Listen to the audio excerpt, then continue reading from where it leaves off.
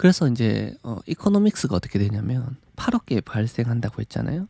8억 개가 어떤 식으로 나뉘냐? 44%, 정확히 43.7% 뭐 이렇게 될 건데 그게 4단계로 판매가 들어가요. 원래는 0.12달러에 팔았다고, 그 다음에 0.3 몇 달러에 아까 전에 파는 거 보셨죠? 그렇게 했다가 이제 다 팔린 금액들이 8억 개에서 44%에 해당을 하고, 그 다음에 이제 30%는 락업에 걸려요. 락업에 걸려가지고 요 리퍼블릭 코어 관리자의 재량에 따라서 향후에 사용될 여러 가지 형태로 분배가 되는데, 그 30%에 대해서 240만 개 정도가 될 거 아니에요? 240만 개 정도 되는데 이런 식으로 락업이 점점 풀려요. 순차적으로. 지금 뭐 4번 트렌치까지 풀렸겠죠? 좀 있으면 5번이 풀릴 거고, 이런 식으로 풀리게 된다. 이제 요거는 보면은 토탈 락업이 어떻게 되냐인데, 다 풀려가지고 엄청 많이 풀리는 건 아니지만 요때로 가면은 한 1억 개 정도가 풀리는 거죠. 2.4억 개 중에서.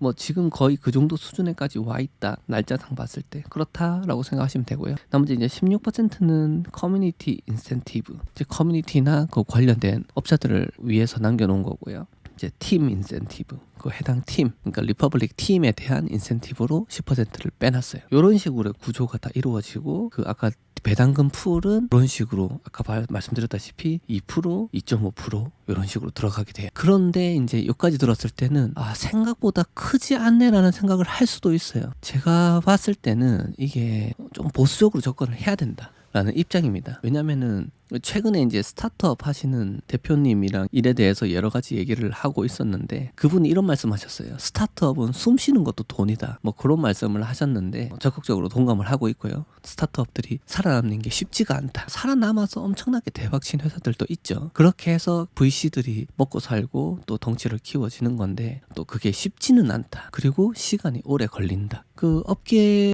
평균을 봤을 때도 5년, 10년, 그러니까 한 7년 이상은 걸리지 않나. 그동안에 이제 쌓아가는 거죠. 그렇게 걸리지 않나라는 생각을 좀 해봅니다. 왜냐? 얘네들이 가진 요 아이템들은 전부 다 어디에서 소스가 나오냐면 다 스타트업이에요. 스타트업에서 소스가 나온다. 그렇기 때문에 이 실제 수익이 발생하는 시점은 생각보다 뒤에 있을 거다. 잘 나오면 엄청 잘 나오겠지만 안 나올 가능성도 배제할 수 없다. 그래서 보수적으로 좀 투자를 했으면 한다라는 게 제 개인적인 의견입니다. 하지만 이 회사에 누가 있는지 알고 있죠. 이 회사에 들어가 있는 포트폴리오에 수많은 회사들 중에서 뭐 스페이스X나 뭐 로빈후드 같은 유사한 회사들도 많기 때문에 한번 기대를 해볼 만하다. 그러면은 얼마 전에 저한테 비교를 해달라 하셨죠. INX하고 리퍼블릭하고 어떤 토큰을 사야 할까요? 이렇게 물어봤을 때는 저는 일단 개인적으로 그래서 경쟁 회사야? 라고 먼저 물어보고 싶어요. 저는 아니라고 생각이 들고요. 경쟁 회사라고 하면은 이런 식으로 가요. 스파이스 VC는 이것도 들어가면은 이게 거의 뭐 1회분 정도로 분량을 좀 잡아야 되는데, VC 업체로서 스파이스 VC나 블록체인 캐피탈하고 경쟁자로 생각해야 되지 않나. 그래서 요 회사들과 어느 정도 이 회사들이 어떻게 흘러가는지를 보고 유출해보는 것도 방법일 것 같다라는 생각이고요. 그 INX는 왜 성격이 다르냐면, INX는 이런 리퍼블릭 같은 회사들이 들어왔을 때 트랜잭션을 많이 일으키면 즉각적으로 수익이 발생하는 구조죠. 물론 지금 마이너스 뭐 60몇 밀리언 정도가 지금 마이너스 상태이기 때문에, 그 어드저스티드 오퍼레이팅 캐시플로우가 마이너스 상태이기 때문에 그거가 극복이 돼야 뭐가 좀 움직이겠죠. 하지만 그래도 적극적으로 활동을 한다면 수익이 바로 뒤집힐 수도 있다. 그러니까 수익으로 바로 갈 수도 있는 구조인데, 이런 VC들은 투자를 하고 엄청나게 오래 기다려야 됩니다. 이게 기본적으로 뭐 1, 2년 갖고 될 문제가 아니에요. 물론 그런 회사도 간혹 뭐 1000에 하나씩 있지만 드물기 때문에 우리는 이런 회사들의 투자를 하는 거를, 투자를 같이 할 수 있는 거에 감사해야 되고, 첫 번째는, 두 번째는 안 될 수 있다는 점을 받아들이고 있어야 됩니다. 이해를 해야 됩니다. 그리고 세 번째는 오래 걸린다는 거를 명심해야 됩니다. 이렇게 워닝을 제가 드렸으면은 실제로는 어떤 퍼포먼스를 냈는지를 한번 보시죠. 스파이스 VC는 실제로 크립토 업계에서 누가 돈을 많이 벌 거냐라는 거에 대해서 저랑 생각하는 게 좀 비슷했어요. 저는 일단은 거래소가 돈을 제일 많이 벌 거다 먼저 그렇게 생각을 했고, 마찬가지로 스파이스 VC도 그런 식으로 생각을 해서 거래와 관련된 업체에 전부 다 지금 이게 스파이스 VC에서 투자한 업체들이거든요. 세큐리타이즈나 INX에도 투자를 했고요. 인베스터X나 아첵스라 그러면은 영국의 거래 플랫폼이고요. 세큐리티 토큰 거래 플랫폼이고, 있고, 그다음에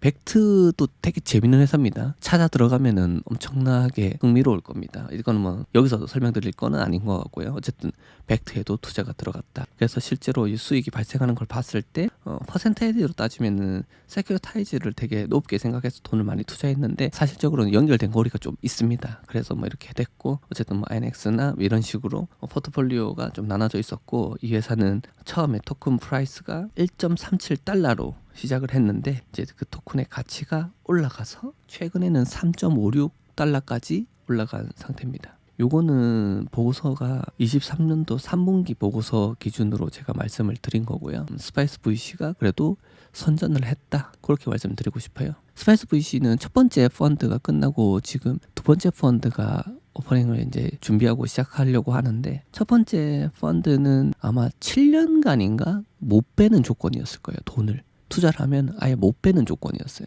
그래서 그런 식으로도 운영을 한다라고 그냥 생각하고 지나가시고요.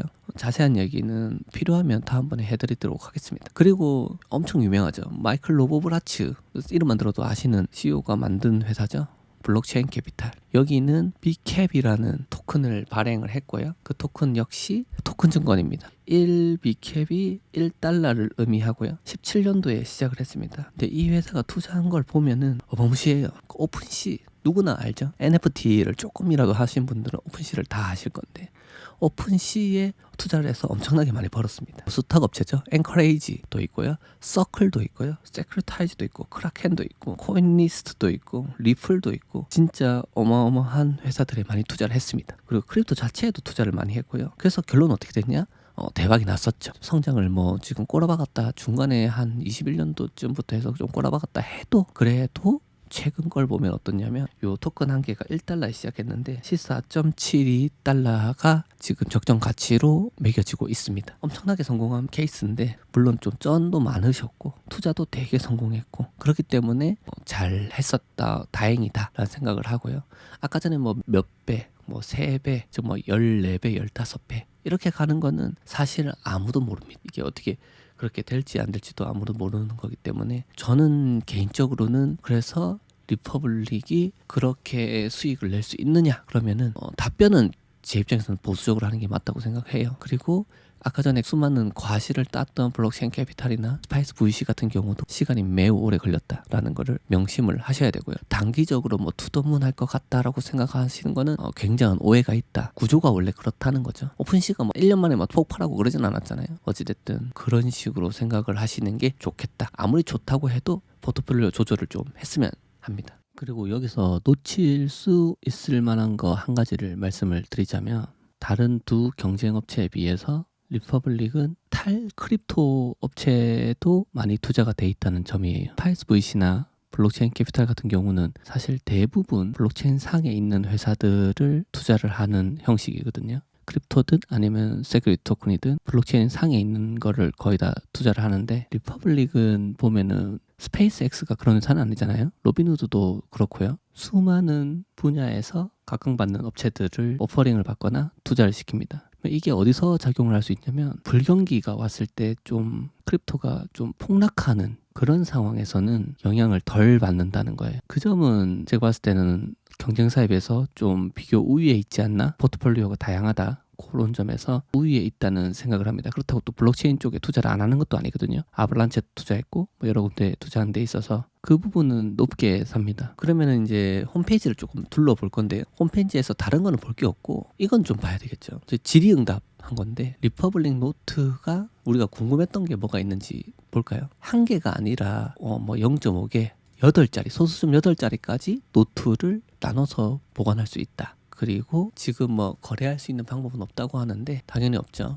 4분기에 INX에서만 거래가 가능합니다. 판매도 마찬가지로 INX에서 판매가 될 거고요. 지금 거의 독점적으로 INX가 잡고 있어요. 배당금은 아까 설명드렸던 것처럼 200만 달러가 도달하면은 배당이 이루어지는 거고, 그리고 요 발생하기 최소 한 달 전에 배당금이 어떻게 될 거라는 걸 미리 공지를 하게 된다고 합니다. 그리고 여기서 공시를 하냐 이 얘기인데 SEC 공시를 합니다. 필요하면은 제가 또 링크나 뭐 이거를 알려드리도록 하겠습니다. 리퍼블릭 노트는 리퍼블릭 월렛에서 보관할 수 있도록 하는데 일단은 뭐 현재까지는 리퍼블릭 월렛을 제외한 다른 뭐 제3의 지갑에서는 노트 유통이 지원하지 않는다. 그래서 리퍼블릭 월렛만 사용 가능하다라는 점. 그리고 노트에 안 놔두고 딴 데 놔두면은 배당 지급 대상에서 제외될 수 있다. 아주 위험하죠. 그래서 무조건 리퍼블릭 월렛만 사용해야 된다는 거를 명심을 꼭 하셔야 되겠네요. 거래되는 거는 INX 플랫폼에서 한다고 이렇게 써 있죠. 그리고 도난다거나 분실되면 어떻게 하냐. 그건 아까 전에 말씀드렸던 것처럼 아발란치 체인에서 올라가서 거래가 되거든요. 그래서 ERC1404가 아니라 아발란치 체인 중에 ERC1404처럼 사용할 수 있는 곳에 올라가서 거래가 되기 때문에 그런 식으로 컨트롤을 비슷하게 할 거다라는 얘기입니다. 그리고 리퍼블릭 노트는 아까 말씀드렸던 것처럼 스페이스 X나 이런 회사들 되게 대단한 회사들 800개 이상의 스타트업이 포함되어 있다. 오퍼링 받은 순위로만 봐도 미국에서 1위라고 하니까 이해할 만하죠. 그리고 뭐 이런 게 있다. 그리고 리퍼블릭 코어에서 컨트롤을 전체적으로 한다는 내용. 그리고 아까 말씀드렸던 것처럼 43.75% 정확하게는 약 44% 정도가 이렇게 공급됐고요. 나머지는 아까 설명드렸던 그대로입니다. 그리고 여기는 이제 개수는 캡이 이렇게 씌워져 있고요. 8억 개를 넘지 않는다라고 되어 있습니다. 그리고 공모에 대한 수익금은 운영 비용 충당 및 회사의 부채 상환 그리고 리퍼블릭 생태계에 이제 재투자를 하는데 사용된다. 그런 내용이고요. 언제 돈을 벌까 이렇게 좀 재밌는 질문이 있는데 여기에 이제 쉽게 말하면 엑시스를 하면은 그 보유자에게 이제 일정 금액이 찼을 때 상환된다. 배포금을 받을 때가 언제인지 알 수 있나? 4주 전에 알려드린다고 했죠. 그것도 참고하시면 되고요. 락업 기간도 아까 설명을 드렸습니다. 200만 달러를 못 벌면 어떻게 되냐. 여기 써있죠. 대다수는 실패율이 높은 초기의 스타트업이다. 그래서 아예 수익을 아예 못 얻을 수도 있습니다. 이해되죠? 그리고 이 말도 되게 중요하네요. 리퍼블릭 코어는 200만 달러에 도달하지 않았지만 이제 필요에 따라서 사람들한테 그 돈을 분배할 수 있다. 100만 달러인데도 분배할 수 있고 5만 달러인데도 분배할 수 있다는 얘기입니다. 그거 사면은 리퍼블릭 월렛으로 들어가겠죠. 뭐 그런 얘기일 거고. 그리고 그 외에는 이제 투자 한도나 그런 형태에 대한 설명들이 쭉 나오고요. 그 레귤레이션이 다른 것들이 있어요. 레귤레이션 D로 판매됐던 게 있고 CF로 판매된 게 있는데 차이는 없다. 동일하다. 그렇게 하시면 되고 실제로 이제 2차 시장이 풀리는 것도 마찬가지입니다. 그냥 리퍼블릭 노트는 리퍼블릭 노트일 뿐이에요. 다른 예외사항이 없어요. 다른 지갑에 쓰는데 보내도 되냐. 처음에는 이제 배포되고 다른 지갑을 보낼 수는 있는데 배당이 또 그걸로 안 될 수 있다고 아까 전에 써놨잖아요. 그래서 요거는 조금 위험할 수 있습니다. 그리고 사고 파는 곳은 INX에 상장되어 있다. 지금은 유일한 장소가 INX고요. 결국에는 다른 대체 거래 시스템에 상장될 수도 있다. 독점적인 건 아니란 얘기죠. INX가. 제한되는 국가, 사는 데에 대해서 리퍼블릭 공화국이죠.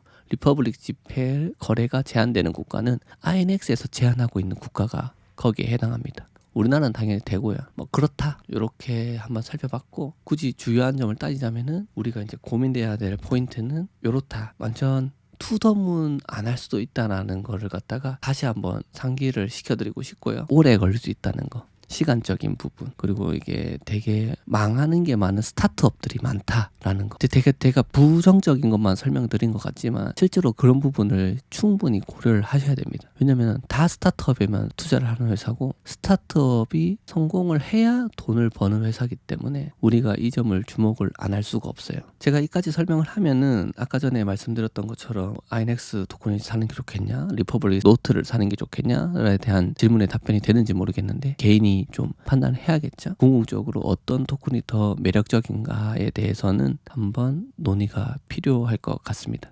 지금까지 시청해주셔서 모두 감사드리고요. 만약에 리퍼블릭 노트를 구매하려고 생각을 하셨던 분들은 INX 플랫폼에서 상장을 하게 되니까 한번 노려보시기 바라고 또 긴 인내심을 꼭 가지고 한 번, 두 번 정도는 깊게 생각해 보시기 바랍니다. 지금까지 들어주셔서 모두 감사드립니다. 다음 시간에 찾아뵙도록 하겠습니다. 플랩이었습니다.